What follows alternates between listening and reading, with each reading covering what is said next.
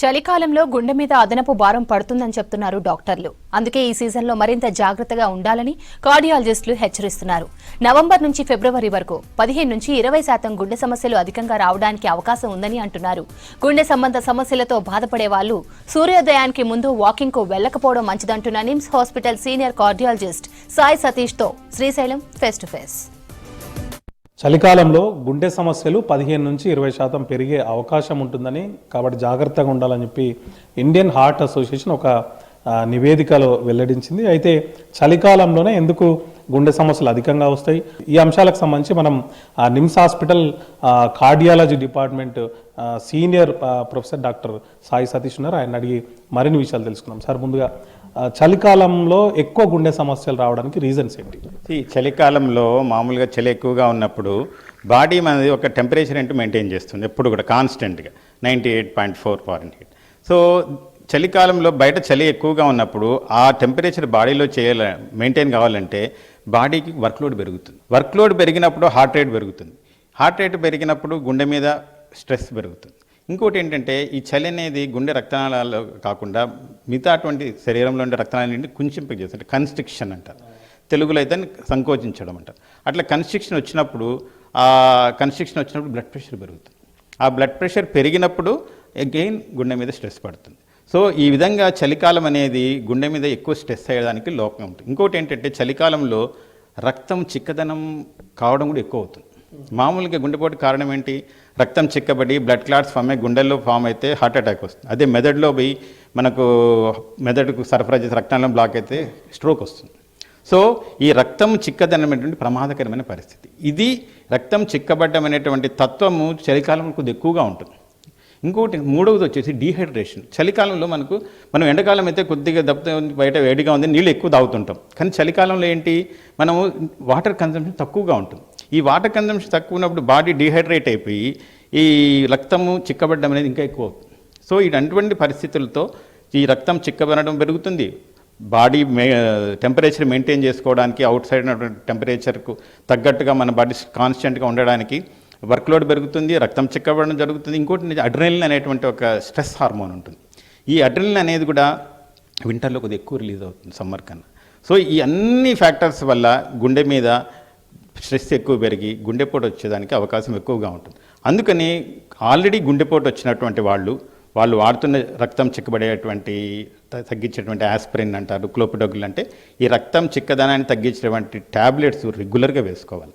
వింటర్లో ఎటువంటి పరిస్థితుల్లో మిస్ కావద్దు. నెంబర్ 2, బ్లడ్ ప్రెషర్ కంట్రోల్ అనేటువంటిది చాలా ఇంపార్టెంట్. చెప్పాను కదా, బ్లడ్ ప్రెషర్ మామూలుగానే వింటర్లో పెరిగేదానికి అవకాశం ఉంటుంది. కాబట్టి ఆల్రెడీ హైపర్ టెన్షన్ ఉన్నవాళ్ళు, ఇంకా గుండె జబ్బుల బారి పడుకున్నటువంటి వాళ్ళు ఈ బ్లడ్ ప్రెషర్ అనేటువంటిది ప్రతిరోజు జాగ్రత్తగా వాడుకుంటూ రెగ్యులర్ చెకప్ చేయించుకోవాలి. అది ఇంకోటి ఇంపార్టెంట్. ఈ రెగ్యులర్ చెకప్ అనేది వింటర్లో ఏమాత్రం మిస్ కాకూడదు. సో ఎటువంటి బ్లడ్ ప్రెషర్ కంట్రోల్ లేకపోయినా డోస్ అడ్జస్ట్ చేయడమో లేకపోతే వేరే డ్రగ్స్ వాడడమో ఇవన్నీ చేసేటువంటి అవకాశం ఉంటుంది. థర్డ్ థింగ్ వచ్చేసి హైడ్రేషన్. నీళ్లు ఫ్రీక్వెంట్గా తాగుతూ ఉండాలి, జ్యూసెస్ కానివ్వండి, ఏదో అటువంటి హైడ్రేషన్ అనేది చాలా ఇంపార్టెంట్. నెంబర్ 4 వచ్చేసి మనము వింటర్ క్లోత్స్ అంటే సరైనటువంటి ఉలన్ దుస్తులు కానివ్వండి, కాటన్ కానీ ఏదైనా కానీ మనము వామ్గా ఉండేటట్టు చూసుకోవాలి. అది చాలా ఇంపార్టెంట్. తర్వాత ఈ వామ్తో పాటు బాగా టైట్గా ఉన్నటువంటి కూడా వేసుకోకూడదు, లూజ్గా ఉండాలి బట్ వామ్గా ఉండాలి. సో వామ్నెస్ బాడీకి ఇచ్చేటువంటి క్లోత్స్ కాటన్ కానివ్వండి, డబుల్ లేయర్స్ వేసుకోండి, లేకపోతే ఉలన్ స్వెటర్స్ కానీ ఉలన్ క్యాప్ కానీ పెట్టుకోవడము, ఇలాంటివన్నీ చేయాల్సి ఉంటుంది. ఇంకోటి ఏంటంటే, మామూలుగా వాకింగ్ వెళ్ళమని చెప్తుంటాం మనం, ఆరోగ్యకరమైన. ఈ గుండె జబ్బు ఉన్నటువంటి వాళ్ళు, హై బీపీ ఉన్నటువంటి వాళ్ళు చలిగా ఉన్నప్పుడు ఎర్లీ మార్నింగ్ బిఫోర్ 7, 8 వాకింగ్ పోవడం అవుట్డోర్స్లో మంచిది కాదు. సో ఎందుకంటే బాగా చలిగా ఉన్నప్పుడు బయటకి వెళ్తే ఇంకా రక్తనాళాలు సంకోచించి బీపీ ఎక్కువ పెరిగి ఇంకా దాని పర్యవసానాలు అన్నీ వచ్చేటువంటి అవకాశం ఉంటుంది. అందుకని ఇట్లాంటి హార్ట్ జబ్బు ఉన్నవాళ్ళు, హై బీపీ ఉన్నవాళ్ళు మాకు బాగా సూర్యకాంతి బాగా వచ్చి ఎండగా ఉండి ఉన్నట్టు 9 తర్వాత ఆ విధంగా అవుట్డోర్కి వెళ్ళాలంటే వెళ్ళాలి. ఇంకోటి ఏంటంటే, వింటర్లో చాలామంది ఈ డల్గా ఉండి ఎక్కువ యాక్టివిటీ లేకుండా ఇంట్లో కూర్చుంటారు. అది తప్పు. సాధ్యమైనంత వరకు ఇండోర్లో కానీ ఇంట్లోనే నీకు వ్యాయామం చేసుకోవడము, అటు ఇటు తిరుగుతూ ఉండడము, యోగా, మెడిటేషను, లేకపోతే ఇంట్లో ట్రెడ్మిల్ ఉంటే అవి చేసుకోవడము, ఇలాంటివి యాక్టివిటీ అనేది చాలా ఇంపార్టెంట్. ఎందుకంటే మన శరీరం ఎప్పుడు కూడా ఒక దగ్గర కదలుకోకుండా స్థితిలో ఉందంటే కాళ్ళల్లో కానీ ఎక్కడ కానీ బ్లడ్ క్లాట్స్ ఫామ్ అయ్యే టెండెన్సీ ఎక్కువ అవుతుంది. సో ఫిజికల్ యాక్టివిటీ అనేది కూడా ఇంపార్టెంట్. అట్లని ఫిజికల్ యాక్టివిటీ కోసం ఎర్లీ మార్నింగ్ సన్ బాగా చలిగా ఉన్నప్పుడు పోవడం మంచిది కాదు. సో ఇవన్నీ జాగ్రత్తలు తీసుకుంటూ ఉంటే గిన గుండె జబ్బు పడిన ఆల్రెడీ వాడుతున్నటువంటి మందులతో పాటు ఈ జాగ్రత్తలు తీసుకోవడం చాలా ఇంపార్టెంట్.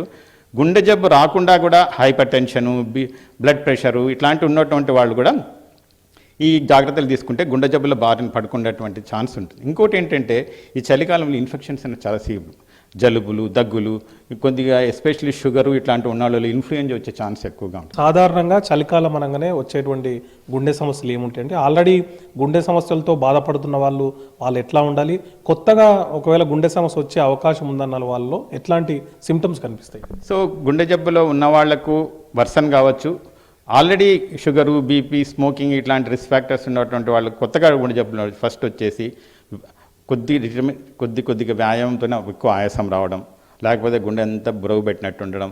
ఇంకోటి అంటే చాలామంది గుండెలో మంటను అసిడిటీ అని నెగ్లెక్ట్ చేస్తుంటారు. అసిడిటీ వల్ల కూడా కావచ్చు, కానీ ఇది గుండెకు సంబంధించినటువంటి హార్ట్ అటాక్ వల్ల మంట వస్తుంది. రిట్రోస్టానల్ బర్నింగ్ అంట. రిట్రోస్టానల్ బర్నింగ్ యాసిడ్ రిఫ్లెక్స్ వచ్చినప్పుడు వస్తుంది.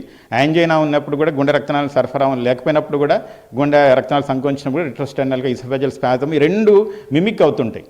సో దాన్ని ఏంటంటే ఎక్కువసేపు మీకు ఇట్లాంటి రిస్క్ ఫ్యాక్టర్స్ ఉన్నప్పుడు రిట్రోస్టానల్ బర్నింగ్ అంటే ఛాతి మధ్యలో మంట మాదిరి ఎక్కువసేపు ఉంటే గిన దీన్ని నెగ్లెక్ట్ చేయకుండా వెంటనే డాక్టర్ని సంప్రదించి ఈసీజీ చేయించుకోవడము సో అనేటువంటిది చాలా ఇంపార్టెంట్.